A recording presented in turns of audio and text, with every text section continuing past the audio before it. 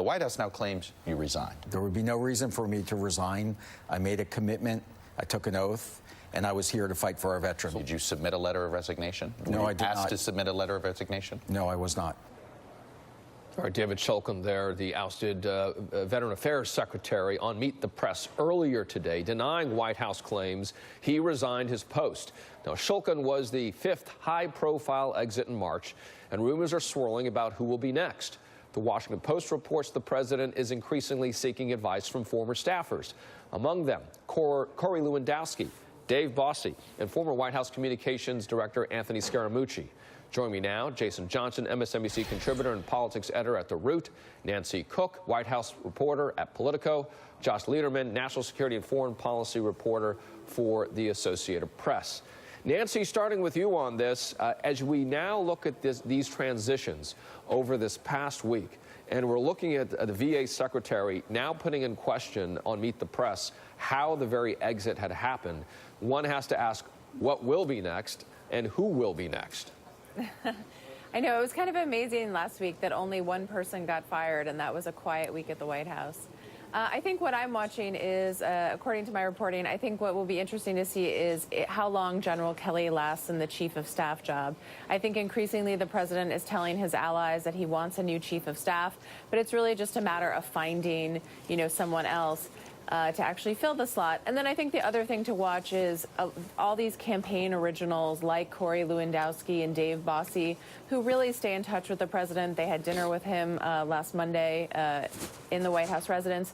Do they come back? Do they come into the White House at some point? And I think that's another key thing to watch. Jason, if you're reading through Axios, which you probably were this morning, and you're looking at who this president does reach out to, there are various names, not only Fox hosts that have come to the White House to have meals with the president. Don King also, theoretically, at least based on this reporting, one of the individuals that President Trump reaches out to get sort of a sense of what people in America are thinking.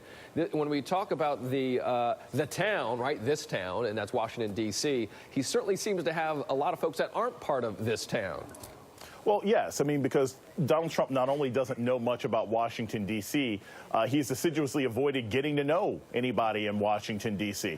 Look, I guess if you're a Trump supporter, that's something that makes you happy. But if you're somebody who cares about the functioning of this U.S. government, it's not a good thing. He's getting advice from people that he fired or had to separate his administration from. And it appears that the only universal that we can find and who Donald Trump brings into his administration is he knows them personally, or he likes stuff he does. You get fired from Fox, you end up in the administration. He likes how you do his medical exams. You end up in the administration. I'm fairly confident if Roseanne gets canceled, he'll bring Barr in as his comms secretary. That's what he does. But that's not necessarily the way to run the government, and it makes it difficult for people who do care about career government organization to be able to do their jobs. I want to look at least this poll, President Trump's approval rating, because maybe this practice is somehow working for him, and we look at his approval ratings now 42%, February, about a month ago, 35%. So, Josh, despite all of these machinations that are happening in the White House, maybe that is getting at least the base for him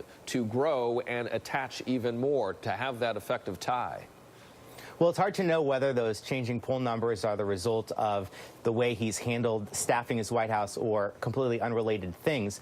But we have to remember, the president gets a lot of criticism for bringing in people who didn't necessarily have a lot of experience. But this is what Americans chose. We voted for a president who had never served in government, who didn't particularly have experience running a sprawling bureaucracy like the federal government. And that was the decision we made over someone who had extensive experience in the form of Hillary Clinton in the work of governing. So it follows that at least for Trump supporters, people who wanted things to be shaken up, wanted people with new perspectives on how to run the country, that they are seeing some of the choices the president's making and said that's essentially what he promised he would do. And one of those, Nancy, that will be starting in about a week's time, and we're talking about John Bolton. The anti-McMaster, as some of the headlines have read so far, what that might mean for the existential foreign affairs issues that have come to the plate, come to the table just in the last week. We have the missile technology, the Satan II coming out of Russia. We have North Korea and China meeting. We have, you name it, there's some questions that Syria, which was just announced on Thursday by the president of an early withdrawal, at least very soon, and the $200 million that sits on the table. How will Josh Bolten affect the thematics coming out of the White House? Well, I think what a lot of people think Josh Bolten will do is really sort of bolster the president's more hawkish instincts. You know, it will be also really interesting to see what happens with the U.S. potentially pulling out of the Iran deal with Bolten in there as well. And some other things that I'll be watching is it's not just Bolten. You know, his appointment also will have a cascading effect down on the National Security Council. And I think it will be fascinating to see, you know, who leaves the National Security Council as a result, but also who he brings in as his top aides and sort of what that does to shape foreign policy. Jason, what's your reflection on Bolten being named? I thought it was horrible, and I think it's a reflection that this administration, not by accident, but by seeming effort, seems to want men who have personal histories of being abusive to women. I mean, we literally, when John Bolton was up for a security advisor position in the Bush administration, you had women coming forward saying this man threatened them. He chased a staffer through a hallway in a Russian hotel. But this administration seems to be filled with people like that. And I got to say this, Richard, I think this is important to remember. Right. Donald Trump's approval ratings are always going to be between 35 and 42%. But he has no coattails because he keeps losing special elections even when he shows up. So his personal popularity doesn't seem to be helping the Republican Party in general. And he seems to be going back to that fairly consistently, at least when we look at what he's been tweeting today, going back to the issue of DACA, going back to the issue of immigration, looking at citizenship as part of the census. These are topics that he's watching very, very closely, Josh, and he's sticking to it. He's sticking to whatever that acceptance rate. Quickly, 10 seconds to you. I'm sorry to do that to you, my friend. That's all right. There's a few core issues that have always been important to Trump. Trade, immigration, really disliking the Iran nuclear deal, and we see him surrounding himself with people now that he's hiring Bolton, firing Tillerson and McMaster who want to go in that direction. All right. Thank you so much on all topics. I did say Josh Bolten once. Josh, that's because you're here. I meant John Bolton, of course. Josh, you just have that magnetic power, is what you do. What can I say? Yeah. Josh Lederman, Nancy Cook, Jason Johnson. Josh is going to be our next NSA, I guess. Shifting gears.